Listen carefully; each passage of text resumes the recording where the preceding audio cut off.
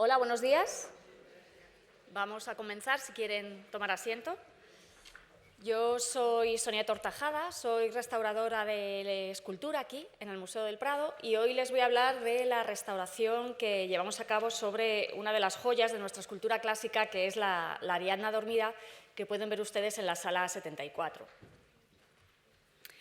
La Ariadna, la verdad es que el personaje no siempre lo hemos identificado como Ariadna. De hecho, al principio, en un primer momento, se pensaba que esta figura femenina lo que representaba era una figura de Cleopatra, porque, si se fijan ustedes, en uno de los brazos lleva un brazalete con una serpiente enroscada. Pero esa hipótesis se desechó, se consideró también que podría ser una Ménade que está pues, exhausta, tumbada, dormida, que se ha quedado dormida después del éxtasis del rito dionisíaco. Si ustedes recuerdan las salas de escultura clásica, verán que tenemos varios relieves de Ménades y la verdad es que uno puede pensar que son bastante similares si ven esta escultura y piensan en estos relieves. Pero muy pronto ya se desecharon esas dos hipótesis y se identificó como Ariadna. Ariadna es un personaje de la mitología clásica que está en esta postura tan particular, que es una manera clásica de representar a los durmientes. Cuando una figura está durmiendo, normalmente se le representa con el brazo por encima de la cabeza, y ella está tumbada sobre las orillas de la playa de Naxos. Después de su aventura con el Minotauro, la ha abandonado Teseo, y es aquí donde la encuentra Dionisos para hacerla su esposa. Esta obra es una de las joyas de la colección de escultura clásica del Museo del Prado. Y en realidad es uno de los máximos representantes de la colección de Cristina de Suecia. Cristina de Suecia fue reina de Suecia, evidentemente, y ella abdica a mediados del siglo XVII y se establece en Roma, en el Palacio Riario, y era una grandísima aficionada a las artes. Entonces empieza a formar una colección espectacular. De hecho, por ejemplo, el grueso de la Biblioteca Vaticana de hoy en día pertenecía a Cristina de Suecia. También coleccionaba pinturas, grabados, monedas. De hecho, por ejemplo, entre las pinturas más famosas de Cristina de Suecia están el Adán y Eva de Durero, que lo tenemos aquí en el Prado, que ella, cuando abdica, se lo regala a nuestro rey, a Fernando IV. Y dentro de la colección de escultura, que es la más numerosa, ella era muy aficionada a la escultura clásica romana. Pues tenemos, por ejemplo, la Sala de las Musas. Toda la colección de las musas es suya y, bueno, hay una curiosidad. Algunas de las musas tenían la cabeza perdida y ella, pues ni corta ni perezosa, además de gran aficionada a las artes, era, vamos a decir que un poco vanidosa, y se encargó hacer un retrato para poner encima de una de las musas que no tenía cabeza, y es ella misma, como la musa del teatro. También el grupo de San Ildefonso es de la colección de Cristina de Suecia, el Diadúmeno, el Arabáquica, y ya en la misma sala donde pueden ver ustedes a la Ariadna dormida está la Venus del Delfín y la Venus del Pomo y el busto de Antino. Bueno, esta grandísima y magnífica colección, ¿cómo llega a España? Porque esto era de la reina Cristina de Suecia. Bueno, pues nuestros reyes Felipe V e Isabel de Farnesio, cuando se instalan en España, empiezan a construir el Palacio de la Granja, en la Sierra, en la Granja de San Ildefonso, y le encargan a un arquitecto todo el proyecto de construcción y también de decoración, que era Procaccini. Y Procaccini les recomienda que, para marcar un poco la diferencia con todos los reyes anteriores, que por qué no compraban escultura clásica, escultura romana, porque en España no había ninguna colección de esas características. Entonces, bueno, ellos se ponen en contacto con los herederos de Cristina de Suecia. En un primer momento seleccionan las mejores piezas, pero al final es Isabel. Como siempre en este museo, en la sombra de la historia, siempre hay una mujer que convenció a su marido, a Felipe, y le dijo: oye, pues ya que estamos, ¿por qué no compramos la colección entera? Y la compraron. Y pasó de ahí, de Roma, vino a la Granja. De hecho, fue una de las transacciones diplomáticas y artísticas más importantes de la época. De hecho, hay crónicas escritas que los intelectuales romanos de la época lo consideran una de las grandes pérdidas de arte. Y bueno, pasaron a decorar el Palacio de la Granja. De ahí algunas fueron al Palacio Real, otras fueron al Escorial, a Aranjuez, y finalmente vienen al Museo del Prado. Entonces, se plantea, en el año 2010, se plantea la restauración de esta obra. Esta obra, si ustedes la conocen, y si no ya se lo cuento yo, bueno, pesa 1.350 kilos y de aquí a aquí mide 2,65 metros.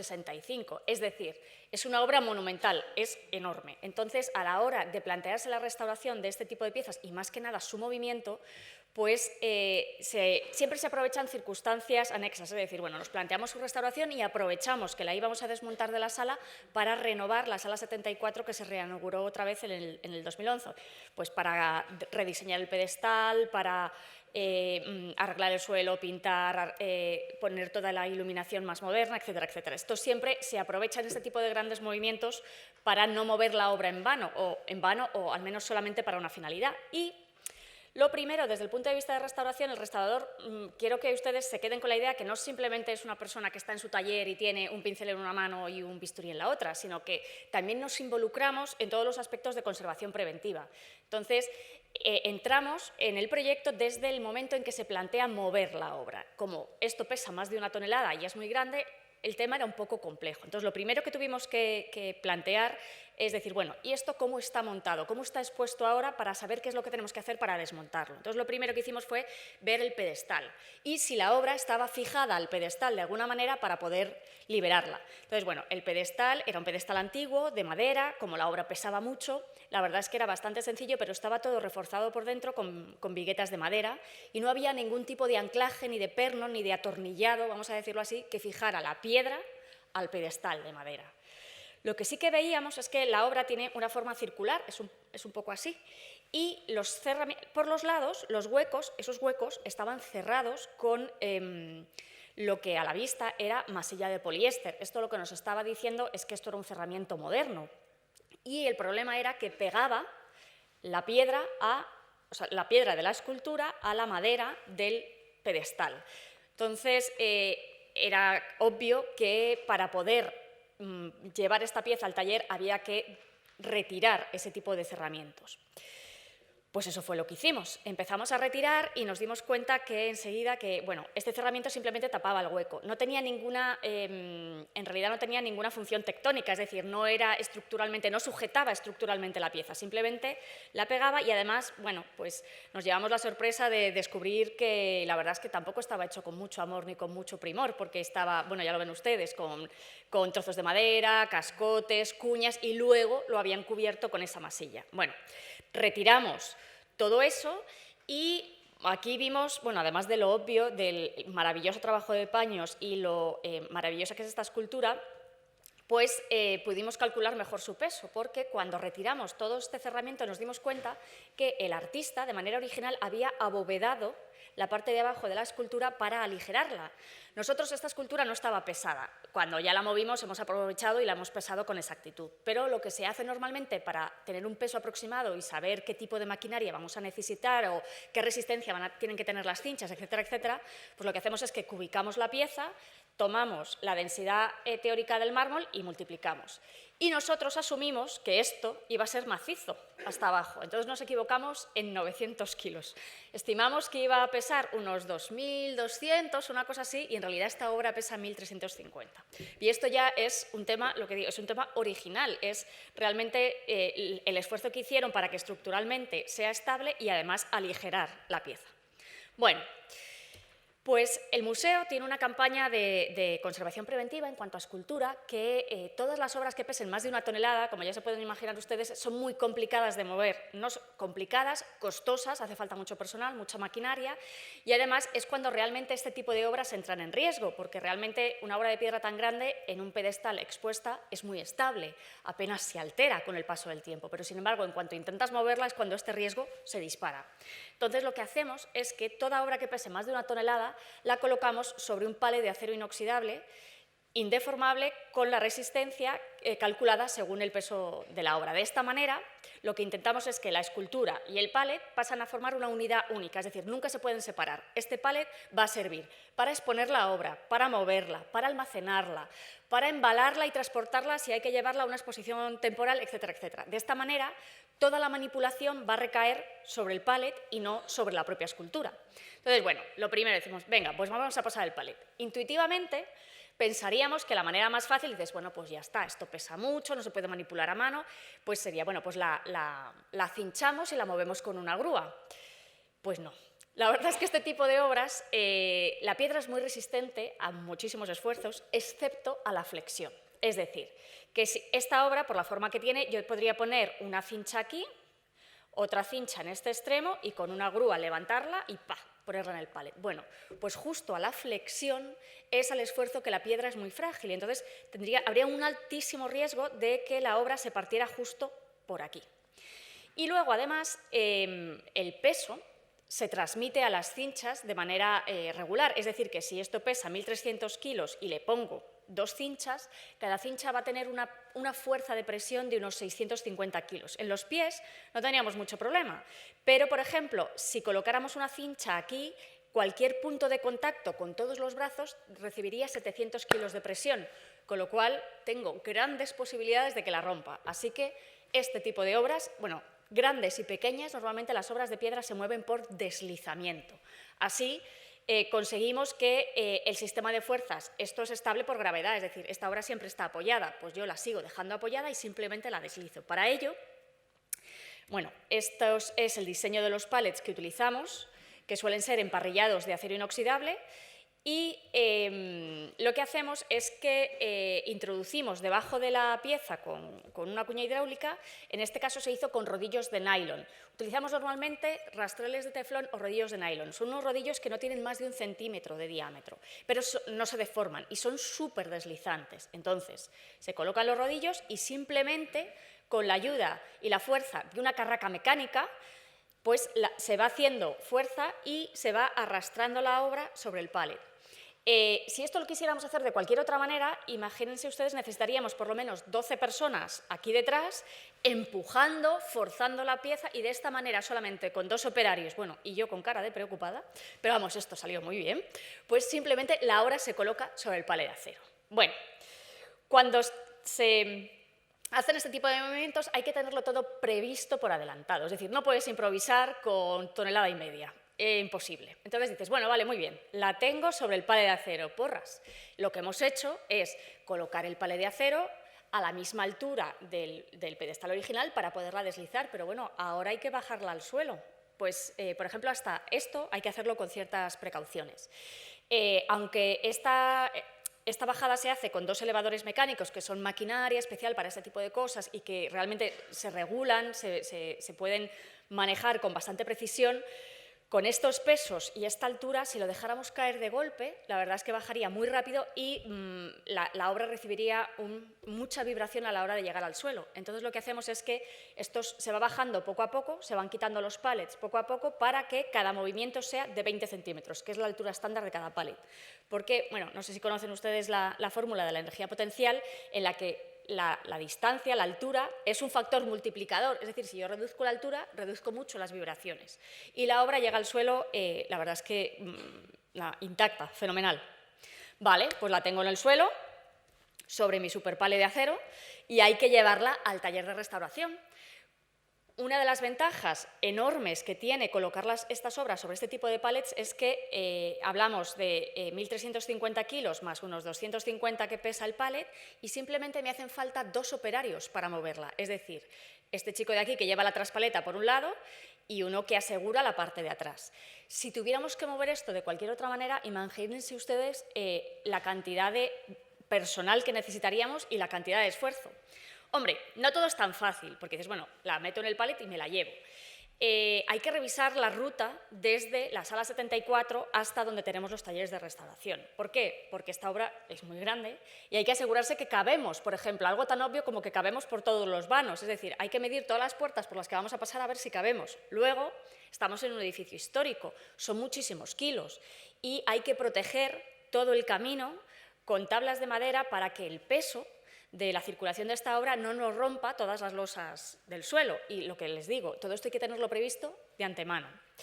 La pega es que si ustedes conocen el museo, de la sala 74, que es la rotonda de Ariadna, hasta el taller de restauración, que está en el edificio Moneo, hay que superar 2 rampas. Entonces, bueno, es muy fácil llevarla en llano, pero cuando hay que superar una rampa, por pequeña que sea, que son muy pequeñas, pues la verdad es que hace falta mucho personal y mucha fuerza, pero bueno, hicimos el recorrido de manera eficiente, sana y salva, y la obra llega al taller de restauración. Evidentemente se queda sobre su pallet y nosotros vamos a trabajar sobre ella de esta manera.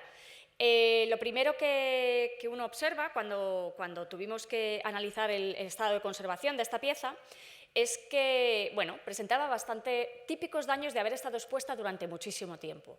Pues acumulación de suciedad superficial, sí que tenía polvo, depósitos sólidos. También veíamos restos de recubrimientos antiguos, pero eran parciales y la verdad es que estaban bastante alterados. Tenía restos de cera, sobre todo, que además eso lo que hace, como la cera mantiene una cierta adhesividad residual, lo que hace es que el polvo se pegue todavía más. Y luego, el otro típico daño de estar expuesta es el que hace el público, porque, bueno, ustedes como visitantes responsables seguro que saben que las obras de arte que están expuestas no se pueden tocar, pero digamos que es una tentación muy fuerte y hay gente que no se aguanta. Entonces, por ejemplo, en la zona esta de aquí, si ven ustedes, esto es una obra que se exponía a la altura del público sin barrera disuasoria. Entonces, toda esta zona de aquí, que se ve que está como más sobadita, en realidad eso es restos de 25 años de algún visitante tocándola de vez en cuando. Nosotros en la mano tenemos sales minerales, humedad, tenemos grasa y eso lo vamos depositando sobre las superficies que tocamos. Entonces, en este caso, esta zona estaba especialmente sucia y estaba con residuos grasos por este motivo.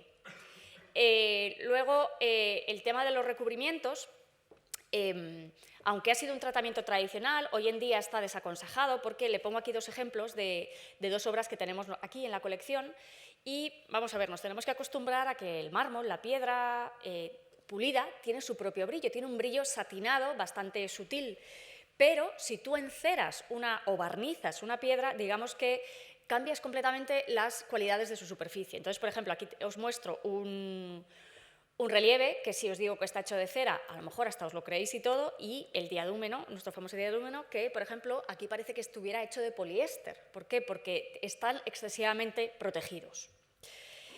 Otra de las cosas que encontramos en la Ariadna, y que también, bueno, afortunadamente ya no se hace, pero lo encontramos en obras históricas, es que, bueno, es otro daño de exposición, es mantenimiento de las salas. Y el mantenimiento de las salas muchas veces lo que se ha hecho es que sin mover la pieza se pinta el pedestal todo alrededor. Y entonces siempre se quedan pequeños restos de pintura en los bordes. Y de hecho se podría trazar la historia del diseño de los pedestales del Museo del Prado analizando los restos de pinturas que nos encontramos en las bases. En este caso, la verdad es que veíamos pintura negra y pintura gris. Entonces, lo primero que nos planteamos fue, bueno, pues esta pieza obviamente necesita limpieza. Y lo que hicimos fue hacer la limpieza en dos fases. Primero, hicimos una limpieza acuosa con agua al que le añadimos un agente quelante para poder eliminar toda esa suciedad superficial que tenía y luego sí que utilizamos, según los casos, según fuera la suciedad grasa de delante o bien los restos de cera que tenía, diferentes disolventes orgánicos para eliminar esos recubrimientos. Es importante a la hora de limpiar recordar, aquí veis la parte del hombro que ya está limpia y el primer rizo y cómo estaba lo demás. Es importante saber determinar el nivel de limpieza a la hora de hacer este tipo de actuaciones, porque la limpieza es de los poquísimos tratamientos de restauración que son irreversibles. Es decir, cuando tú limpias una cosa, le retiras la porquería, ya no se la puedes volver a poner. Entonces, hay que saber muy bien hasta dónde quieres llegar. Esta obra tiene casi 2000 años. Entonces, nuestro objetivo nunca fue dejarla blanca, impoluta, como si fuera del siglo XIX, porque no lo es, porque es del siglo II. Entonces, respetamos la pátina de antigüedad de la obra. Esto, además, el hecho de haber determinado que queríamos quitar las ceras de recubrimiento, por ejemplo, nos han ayudado a recuperar una característica original que estaba completamente perdida. El pie este original, en la foto igual no se... Bueno, sí, se aprecia. El autor, de manera original, le había dado un tratamiento de pulimento muy diferente a las carnaciones que a los ropajes. Las carnaciones tenían un brillo sedoso, casi traslúcido, casi parecía alabastro en lugar de mármol, mientras que los ropajes eran mucho más opacos, más densos. Esto, como tenía toda una capa de cera igualmente pulida por todas partes, este tipo de detalles los perdías, tú veías la superficie toda igual. Y a la hora de la limpieza, por ejemplo, recuperamos este tipo de sutilidades que son realmente primorosas en cuanto a la técnica. Otra de las cosas que tuvimos muy en cuenta de respetar es la pátina arqueológica. ¿La pátina arqueológica qué es? Bueno, esta obra, este tipo de, digamos que, este tipo de concreciones, son concreciones terrosas de forma filiforme, corresponden a, es la huella de que esta obra ha estado enterrada, es decir, esta obra es de recuperación arqueológica. Esas son las raicillas de las plantas que se quedan ahí incrustadas. Entonces, eso es historia material de la pieza. Una cosa es dejar la concreción de tierra ahí entera, pero esto, que de hecho ya está embebido completamente en la estructura porosa de la piedra, respeta la historia material y es un documento de que esta obra es de origen arqueológico. Entonces, a la hora de limpiar, tuvimos cuidado de limpiar la suciedad y de limpiar las ceras, pero de respetar este tipo de cosas. Esto es a lo que me refiero cuando digo que a la hora de limpiar respetamos la pátina, el paso del tiempo en la obra. Otra de las alteraciones, que aparte suelen ser bastante típicas de la colección nuestra, bueno, de todas las obras que proceden de colección real, es que esta obra está formada por multitud de fragmentos. Partes son originales y partes son de reposición. De hecho, bueno, era el gusto de la época. Cuando se recuperaba arqueológicamente una obra, es muy difícil, ustedes piensen, es muy difícil recuperar una obra que esté completa de una excavación arqueológica. Normalmente le faltan partes. Y el criterio de la época era contratar a los mejores, no eran restauradores, a los mejores escultores de la época para hacer lo que faltaba, fuera lo que fuera. Entonces, por ejemplo, esta obra, sabemos hasta incluso quién hizo esos añadidos que se hicieron en el taller de Bernini. Entonces, este es el esquema de fragmentación que tiene la obra y todo lo que está marcado en rojo fue realizado en el siglo XVII en el taller de Bernini por él mismo y por dos de sus discípulos más aventajados, que fueron Giulio Cartari y Ferrara. Esta es la parte de atrás, donde se puede ver que también hay piezas de reposición y piezas originales que fueron recolocadas. El problema principal en cuanto a conservación, digamos que los añadidos no le hacen ningún daño y bueno, pues son históricos, son de calidad y nuestro criterio es conservarlos. Pero tienen ustedes que pensar que estamos tratando de una obra que no está policromada, es de mármol blanco y claro, cada unión de bloque de mármol con bloque de mármol genera una junta que normalmente o no está rellenada, es decir, genera una sombra, con lo cual la vemos en negro, o bien se ve el adhesivo que se ha utilizado para pegarla. Y el adhesivo que se utilizaba en aquellos entonces es resina de colofonia, que es la resina con mayor poder adhesivo que se podía encontrar en la naturaleza. Pero tiene una pega, la resina de colofonia es marrón oscura. Entonces lo que veíamos, y aquí se ve muy bien en la cara, vemos toda una escultura de mármol blanco que está completamente atravesada de líneas oscuras. Lo que vemos es un puzzle, es muy difícil percibir la unidad formal completa, sino que tú ves antes las partes que el todo. La verdad es que en la cara era impresionante, porque parecía que, no sé, parecía que hasta incluso había sido una mujer torturada o algo así, con todas esas grietas. La parte de atrás tenía, digamos que la habían recompuesto de una manera mucho más descuidada. En la parte de atrás lo que habían hecho básicamente era pues todos los trozos más o menos de la zona, los encastraron ahí, pero no se preocuparon algunos ni de colocarlos bien y sobre todo de no rellenar los agujeros, porque total, esto era la parte de atrás. Aquí veis, por ejemplo, lo que os digo de la incidencia tan fuerte que tiene en la percepción de la pieza las líneas oscuras. Esta es la rodilla por detrás y realmente cuesta mucho. Por ejemplo, esta obra es una de las particularidades que tiene, es el magnífico trabajo de pliegues que tiene. Y claro, cuando tienes todas esas líneas interrumpiéndote la visión, es muy difícil leer los pliegues de manera continua. Aquí, por ejemplo, el pie que les he enseñado antes, por supuesto, es original, pero uno de los pies, por ejemplo, era de reposición.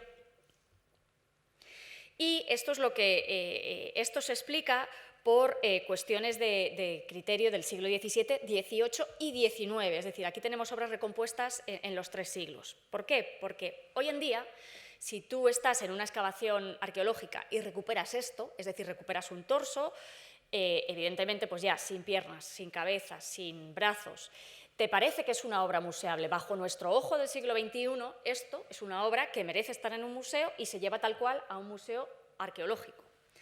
Pero esa es nuestra visión. Lo que se hacía en el siglo XVII y XVIII es que esto era una pieza rota y entonces había que reconstruirle todo, pero todo, o sea, faltara lo que faltara. Entonces, de hecho, si cuando termina la charla van ustedes a la sala de la Ariadna, en la misma sala está la Venus del Pomo y la Venus del Delfín. Entonces, aquí en este esquema pueden ver ustedes en blanco lo que son las reposiciones.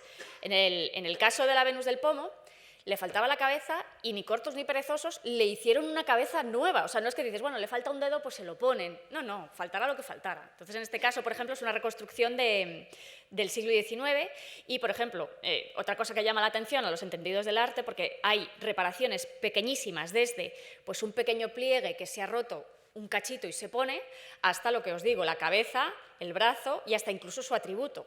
Y si estamos pensando que esto es una escultura romana, es imposible que llevara un pomo de este diseño tan barroco. Pero bueno, ellos se lanzaban a lo que faltara, hasta el punto de que, por ejemplo, ustedes ven aquí la Venus del Delfín, le hicieron hasta el delfín. Pero bueno, y esto se lleva hasta las últimas consecuencias, porque bueno, estos son obras grandes de cuerpo entero, y dices, bueno, pues bueno, le faltaban los brazos y las piernas, puedo comprender que se los hicieran, pero esto se llevaba hasta las últimas consecuencias. Esto es una cabeza, es un retrato de Julio César, que es así de pequeña.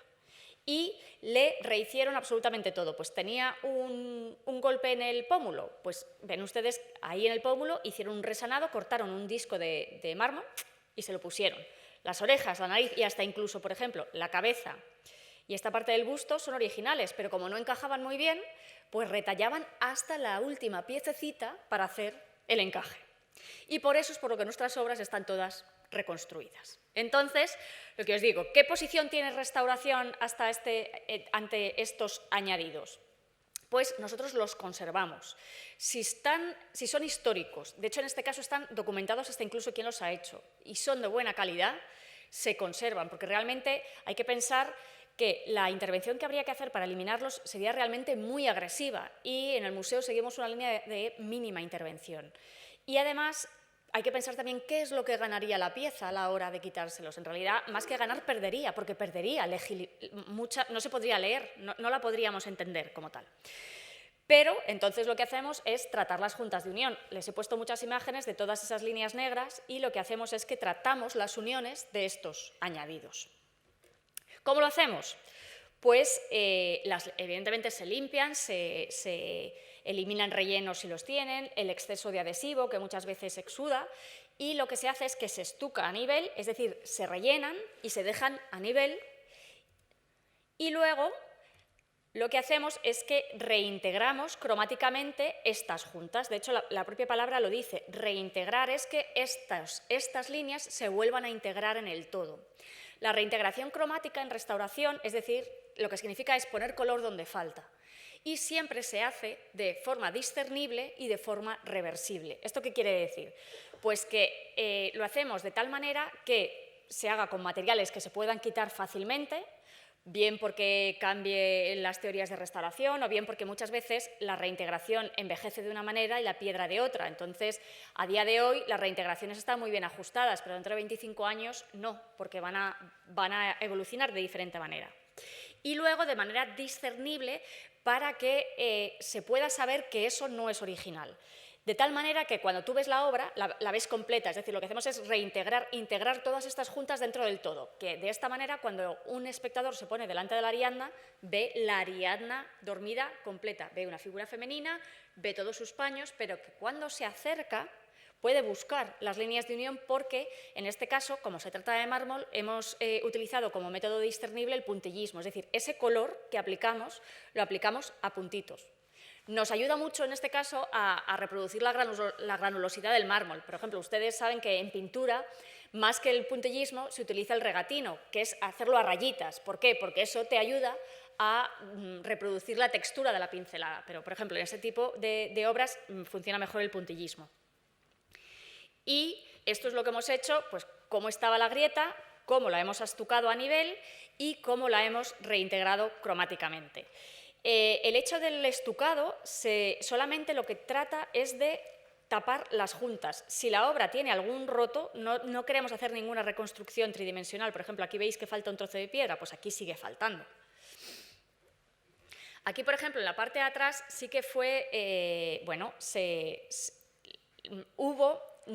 como los agujeros eran tan grandes, no era una simple grieta, hubo que hacer el tapado de esos agujeros, vamos a decirlo así. Esta es la única zona en la que hicimos realmente un poco, vamos a decirlo así, de reintegración volumétrica. ¿Qué es lo que hicimos? Decidimos que estos agujeros también impedían, en este caso, poder observar correctamente todos los pliegues. Es decir, aquí sí que consideramos que la falta de material era una alteración en cuanto a la legibilidad de la obra. Entonces, lo que hicimos fue fabricamos unas tapitas con polvo de mármol y resina epoxídica, que se puede decir que una manera de definirlo es que es piedra artificial, y lo que hicimos fue tapar, que se pegaban en las juntas, tapar los huecos y lo tratamos exactamente igual, se estucó y se reintegró cromáticamente. Ahora, si consideran ustedes la foto anterior, que ves es una superficie completamente fragmentada, te cuesta hacerte visualmente a la idea de lo que es, y sin embargo, una vez reintegrada, pues por lo menos tienes toda la continuidad. Y lo que les digo,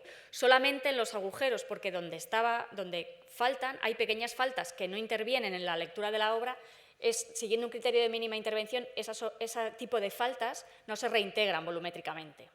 Aquí pueden ver en zoom, que esto en sala se puede ver, si ustedes se acercan bastante, sin tocar la obra, por supuesto, pues pueden ver cómo es esto, el color es acuarela, porque es muy reversible. Ustedes saben que una acuarela con agua simplemente se puede quitar. Además, es la técnica que tiene mayor permanencia en el tiempo el color. Entonces, sabemos que nos va a durar un montón de tiempo y ven cómo se puede delimitar perfectamente. Esto es la piedra y ya toda esta zona es la reintegración. Esto vuelve a ser piedra y esto vuelve a ser reintegración. Aquí ven otro todavía más macro para que vean que son todo colores ocres muy transparentes. Esto es lo que nos permite hacer esta técnica, la acuarela. En lugar de poner un color opaco, si yo cogiera una pintura muy opaca como un gouache, un acrílico y simplemente le diera, quedaría un pegote, quedaría un pastiche. Y con esta técnica, mediante transparencia, imitas muy bien lo que es los diferentes cristales de la piedra que forman la piedra y consigues el mismo efecto. Esta obra, como tenía muchas reconstrucciones, pues a veces otra de las maneras tradicionales de hacer estas reconstrucciones era, bueno, primero se contrataba a los mejores escultores, luego se cogía un mármol que fuera lo más similar posible en tono y en características del mármol original, y luego se tallaba y se pegaba. ¿Qué es lo que pasa? Que muchas veces simplemente el pegado pues no era suficiente, sobre todo en este brazo de aquí que cuelga, pues ya se pueden imaginar que tendría que estar muy bien pegada esta pieza junto con esta para que no se cayera. Entonces, muchas de las piezas tienen refuerzos en forma de pernos o de grapas metálicos. Se ponían pernos de hierro forjado dentro, incluso con plomo fundido en los extremos, y luego se embutía todo bien con la resina de colofonia. Entonces, en este caso, la mayoría de las piececitas que eran pequeñas no tenían, la verdad es que, ningún problema, pero este brazo presentaba una grapa aquí de refuerzo que empezaba a dar problemas. Lo que veíamos en superficie era una resina de poliéster, lo cual nos estaba indicando siglo XX, pero la grapa era antigua, del siglo XVII. Entonces, bueno, decidimos tratarla. Dentro de nuestro criterio de mínima intervención, este tipo de piezas que son originales, lo que hacemos es que las tratamos y las conservamos. Durante mucho tiempo se ha pensado que el hecho de que una pieza de mármol, una escultura de mármol, tuviera un perno metálico dentro, era potencialmente peligroso. ¿Por qué?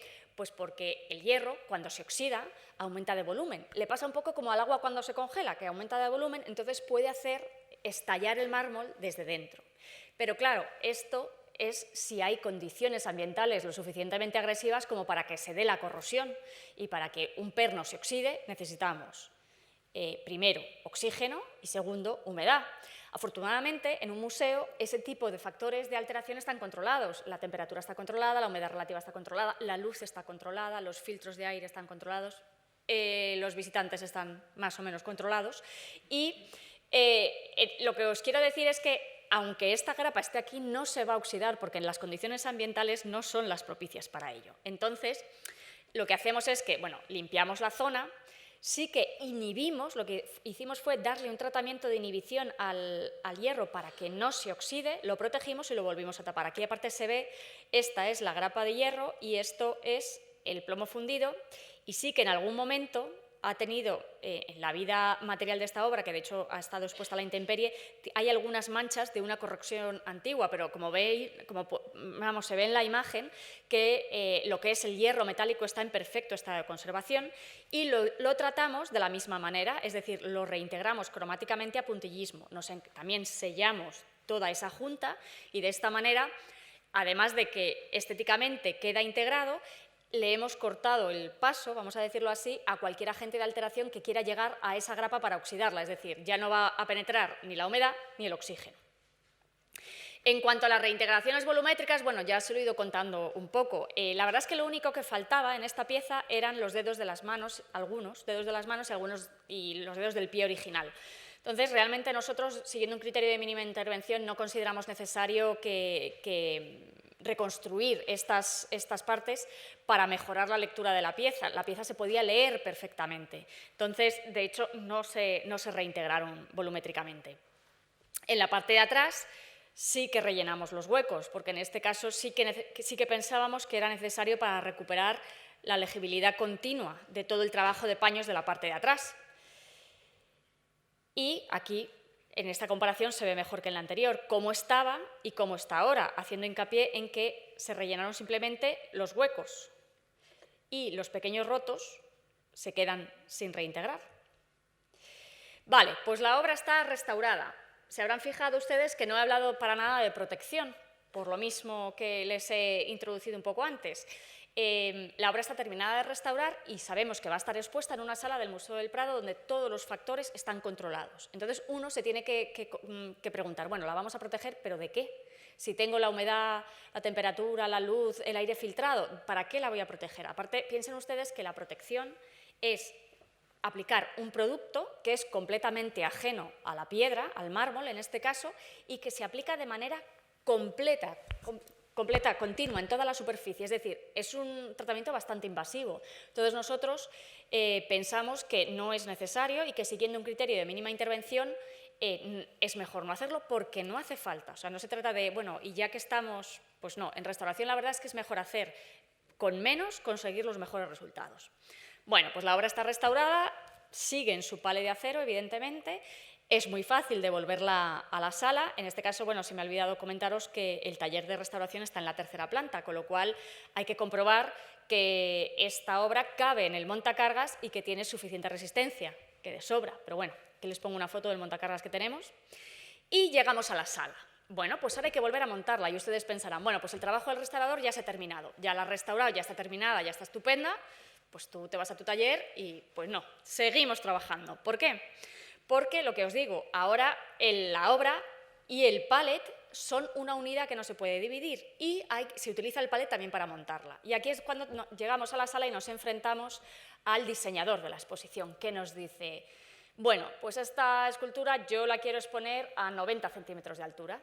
Los palets tienen una altura estándar de 20 centímetros, entonces, bueno, pues nada, no pasa nada. Se construye una estructura con viga de acero que resista este peso de la medida exacta del palet para poderla colocar. En este caso, como la figura ya está sobre un palet de acero, este movimiento sí que lo hicimos con grúa. ¿Por qué?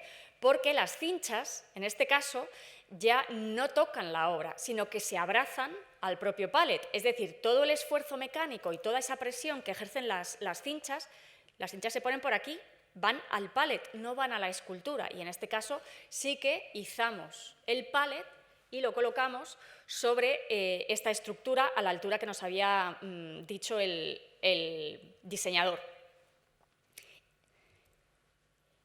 Otra de las cosas que se le ocurrió al diseñador, porque este sistema es muy versátil, tú haces un palet de acero, pero luego le puedes dar el aspecto que tú quieras, es decir, no tienes que morir al palo, decir, como la tengo sobre un palet de acero, ya la voy a tener que exponer siempre sobre un palet de acero. Sí, pero estéticamente es muy versátil. ¿Por qué? Porque se puede fabricar cualquier tipo de forro en cualquier material y pintado de cualquier color. Bueno, pues para hacer el más difícil todavía, en este caso, el diseño de la sala, aprovechando que se había remodelado entera, se decidió que iban a ser aplacados con mármol de Macael. Entonces tuvimos que inventarnos un sistema para poder colocar las placas de mármol de manera reversible, porque desgraciadamente o afortunadamente, el diseño de las salas cambia. Ustedes se piensan que muchas veces una escultura está en una sala, o sobre todo un cuadro, y de ahí ya no se mueve más porque está en un museo. Bueno, pues se mueven un montón de veces. El diseño cambia, la museografía cambia, el director cambia y tiene otro gusto. Bueno, pues en este caso fueron planchas de mármol de Macael. Entonces lo que hicimos fue hacer una especie de colgadores que tuvimos que soldar aquí y que también colocamos sobre, aquí se ve perfectamente, que colgamos en sentido contrario en las planchas de mármol para poderlas colgar. Aquí se ve mejor, estas son las planchas de piedra y estos son los colgadores. De esta manera se puede poner y quitar. Y dentro también del nuevo montaje, el pedestal ya estaba, ya lo tenemos y lo tenemos con el acabado que quería el diseñador. Pero, si ustedes recuerdan, la obra tenía una forma así curva y estos cerramientos estaban hechos con poliéster que hubo que destruirlos para poder mover la obra. Entonces, la verdad es que quedaba muy rara la obra sin nada. Y, además, desde el punto de vista de conservación preventiva, era muy conveniente tapar estos huecos, porque bueno, ahí es donde se acumula la suciedad, es donde el visitante deja el mapa que ya no le sirve, y bueno, pues decidimos que eso había que taparlo. Pero no queríamos que tuviera ningún protagonismo, porque al fin y al cabo eso es un espacio vacío. Entonces lo que hicimos fue, dentro de este diseño, el pallet iba lacado en negro. Entonces cogimos plancha de acero, igualmente, hicimos justo una plantilla para tapar ese hueco y se lacó en negro exactamente igual. Entonces, cuando un visitante se aproxima a la Ariadna, en realidad parece que es hueco, pero está tapado para impedir que se cuelen cosas que no se deben colar por ahí. Este es el nuevo montaje que se hizo, evidentemente, en la remodelación de la sala. Yo no sé si ustedes lo recuerdan, pero antiguamente todo este ventanal que da al patio de Murillo estaba tapado como una especie de store. ¿Por qué? Porque no es bueno, no es recomendable que la luz directa del sol o del día incida sobre las obras de arte. Entonces, esta sala no se remodelaba desde hace 30 años, entonces tenía, digamos, que un sistema antiguo, que era el de la cortinita. Hoy en día ya no hay cortinita y se han cambiado estos vidrios están completamente filtrados para el infrarrojo y el ultravioleta, con lo cual son de conservación preventiva, son en cuanto a conservación eficientes al 100%, y es así como ustedes pueden ver la obra hoy en día en la sala 74, que también se llama la Rotonda de Ariadna precisamente por la importancia que tiene esta obra. Como siempre, a los restauradores, cuando damos este tipo de charlas, nos gusta mucho presumir del antes y el después. No hay ninguna charla de restauración en que no se ponga una foto del antes y una foto del después, que bien me ha quedado. Bueno, pues estamos en esa fase de la charla para que vean ustedes pues cómo estaba. Fíjense en el tema de las juntas, que realmente visualmente es muy importante, y cómo ahora por lo menos lees la cara de manera continua, aunque es muy evidente que la pieza de la frente, de la nariz y del mentón son de otro tipo de mármol, de un mármol que está más nuevo, pero por lo menos no ves todas esas juntas. Aquí se ve, por ejemplo, la parte lateral en la que se veía mucho la grapa del brazo y el pelo, etcétera, etcétera, y cómo ha quedado ahora también con el tema de, aquí se veía ese cerramiento de poliéster que tampoco se entendía muy bien si era poliéster, si era piedra, si era escayola, si era parte de la escultura. Bueno, pues de esta manera, con esa chapa de acero lacada en negro, queda el hueco, visualmente queda un hueco, pero en realidad está tapado. Aquí pueden ver el aspecto general, antes y después. Por detrás, que ha ganado muchísimo, porque por detrás es verdad que había estado muy, muy descuidada. Y, por supuesto, antes de despedirme, lo que quería hacer hincapié es que en proyectos de esta envergadura, pues es muy raro que trabaje una persona solo. Y se dice que ha trabajado una persona solo, es mentira.